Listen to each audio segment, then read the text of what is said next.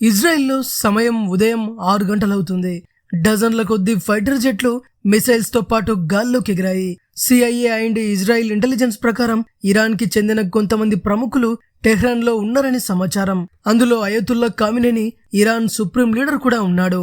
Fighter jets గాల్లోకి ఎగిరిన సుమారు 2 గంటల తర్వాత ఇజ్రాయెల్ మిసైల్స్ ఆ కాంపౌండ్ పై దాడి చేశాయి. దాంతో ఆ దేశ లీడర్ చనిపోయాడు. అసలేం జరిగింది? ఒక కంట్రీ లీడర్ ని ఇజ్రాయెల్ ఎలా చంపింది? ఇరాన్ ఇజ్రాయెల్ మధ్య గొడవేంటో తెలుసుకుందాం. అంతేకాదు అమెరికా ఇజ్రాయెల్ కి ఎందుకు సపోర్ట్ చేస్తుందనేది కూడా ఈ వీడియోలో క్లియర్ గా తెలుసుకుందాం. వీడియోకి లైక్ కొట్టి ఇది వరల్డ్ వార్ 3కి పునాదవుతుందా? మీ అభిప్రాయాన్ని కింద కామెంట్ చేయండి. ఇజ్రాయెల్ అండ్ ఇరాన్ మధ్య ఉద్రిక్తతల చరిత్ర చాలా కాలంగా నడుస్తూ వస్తుంది. 1979 వరకు ఇరాన్ షా మహమ్మద్ నిరంకుశ పాలనలో నడిచింది. ఇరాన్ విప్లవంతో ఆయన పాలనను కూలదోసి అయతుల్లా ఖామినేని దేశాన్ని తన ఆధీనంలోకి తీసుకొని ఇస్లామిక్ రిపబ్లిక్ ని స్థాపించాడు. ఇరాన్ను ఇస్లామిక్ చట్టం ద్వారా పాలించబడే దేశంగా మార్చాలని ఆయన దృఢంగా నిశ్చయించుకున్నాడు. మాజీ షా యొక్క పాశ్చాత్య దేశాల అనుకూల వైఖరిని ఖామినేని ఖండించారు. అమెరికా మరియు దాని మిత్రదేశమైన ఇజ్రాయెల్ ను బద్ధ శత్రువులుగా ప్రకటించాడు. ముఖ్యంగా ఇజ్రాయెల్ ను వ్యతిరేకించడం వ్యూహాత్మకంగా వాళ్ళ మెయిన్ ఎజెండాగా మారింది. రూహుల్లా ఖామినేని 1989లో మరణించాడు. తర్వాత అతని స్థానంలో అలీ ఖామినేని అనే మతాధికారి వచ్చాడు. అతను త్వరగా ఉన్నత పదవులకు ఎదిగి దేశ మత నాయకత్వంలో కీలక వ్యక్తిగా మారాడు. కాలక్రమేణా ఇరాన్, ఇజ్రాయెల్, అమెరికా పదే ఘర్షణలో పాల్గొన్నాయి. ఇరాన్ పై ఆంక్షలు విధించబడ్డాయి. ఈ ప్రాంతంలోని ఇజ్రాయెల్ వ్యతిరేక మిలిషియాలకు ఇరాన్ కీలక ఆర్థిక సహాయంగా మారింది. 2002లో ఇరాన్లో 2 రహస్య ప్రదేశాల్లో యురేనియం కనుగొనబడింది. ఈ యురేనియంతో న్యూక్లియర్ రియాక్టర్లు లేదా న్యూక్లియర్ వెపన్స్ ను కూడా తయారు చేయవచ్చు.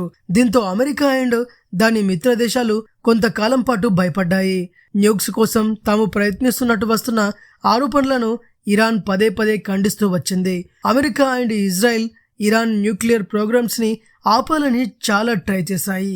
సైబర్ అటాక్స్ చేయడం, కీ సైంటిస్ట్ ని లేపేయడం.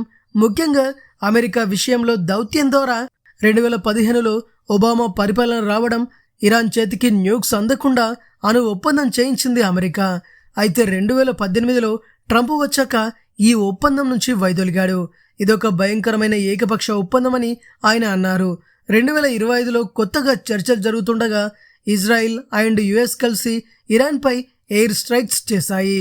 బంకర్ బస్టర్ బాంబ్స్ వాడి 3 ఇరానియన్ న్యూక్లియర్ సైట్స్ ని డ్యామేజ్ చేశారు. అదే సంవత్సరం ఇరాన్ ఎకనామిక్ క్రైసిస్ లోకి వెళ్లిపోయింది. కరెన్సీ క్రాష్ అయ్యింది. ధరలు పెరిగాయి. ప్రజల్లో నిరాశ పెరిగింది. 2025 చివరి నాటికి దేశవ్యాప్తంగా సామూహిక అల్లర్లు చెలరేగాయి. వాళ్ళు ఇస్లామిక్ రిపబ్లిక్ అంతానికి పిలుపునిచ్చారు. ఇరాన్ ప్రజలు తమ ప్రభుత్వానికి వ్యతిరేకంగా తిరుగుబాటు చేయాలని ట్రంప్ పిలుపునిచ్చాడు. అయితే ఇరాన్ ప్రభుత్వం ఈ నిరసనలను క్రూరంగా అణచివేసింది. దేశవ్యాప్తంగా ఇంటర్నెట్ ను నిలిపివేసింది. రోజుల తరబడి దాని గురించి చాలా తక్కువ లేదా ఎటువంటి వార్తలు బయటకు రానివ్వలేదు. చివరికి వేలాది మంది మరణించారు. ఏకంగా 50,000 మందిని అరెస్ట్ చేసినట్టు సమాచారం.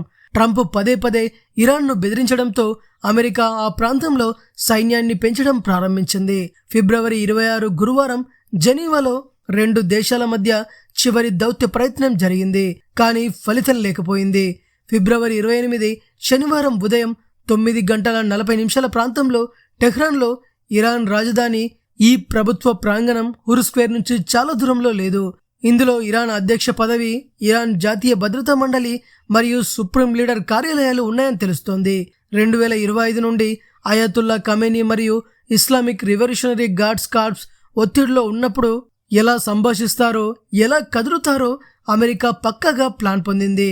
రిపోర్ట్ ప్రకారం సిఐఏ నెలల తరబడి ఖామినేని ట్రాక్ చేస్తూ వచ్చింది.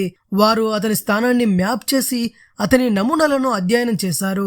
అతను ఈరోజు ఇక్కడ ఉన్నాడని వారు గట్టిగా నమ్మారు. దాడి జరిగిన ప్రదేశంలో ఇరాన్ ఉన్నతాధికారులు సమావేశం జరుగుతున్నట్టు తెలుసుకున్నారు. అమెరికా మరియు ఇజ్రాయెల్ మొదట రాత్రిపూట చీకటి ముసుగులో దాడి చేయాలని అనుకున్నారు.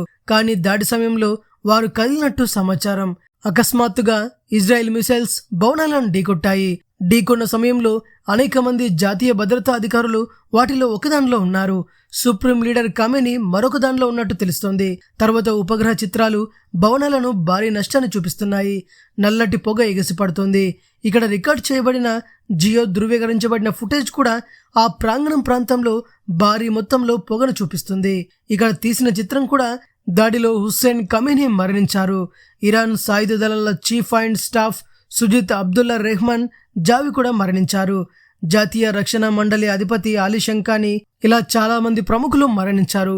ఇజ్రాయెల్ వార్తల ప్రకారం ప్రారంభ దాడిలో కేవలం అర నిమిషంలోనే మొత్తం 30 మంది సీనియర్ ఇరాన్ అధికారులు మరణించారని తెలుస్తోంది.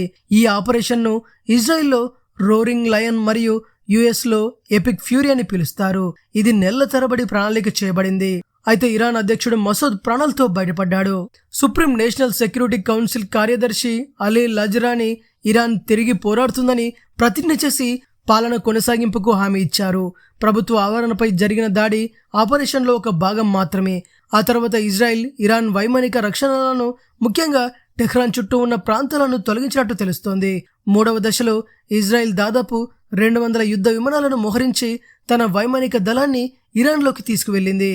వీలైనన్ని ఎక్కువ ఇరానియన్ క్షిపణులను నాశనం చేయడమే లక్ష్యమని సమాచారం. ఇరాన్ నాయకత్వంపై దాడి జరిగిన దాదాపు 30 నిమిషాల తర్వాత అమెరికా కూడా ఈ దాడిలో చేరిందని తెలుస్తోంది. న్యూయార్క్ టైమ్స్ ప్రకారం వారి దాడులు ప్రధానంగా ఇజ్రాయెల్కు దూరంగా ఉన్న తూర్పు ఇరాన్లోని లక్ష్యాలపై దృష్టి సారిస్తాయి. వారు ఇరాన్ నౌకాదళంపై కూడా దాడి చేస్తారు. నివేదిక ప్రకారం యుఎస్ యుద్ధ నౌకలు ఇరానియన్ లక్ష్యాలపై టొమహాక్ క్రూయిజ్ క్షిపణులను ప్రయోగిస్తాయి. అమెరికన్ భూబలగాలు ఫిరంగి రాకెట్ వ్యవస్థలను ఉపయోగిస్తున్నాయి.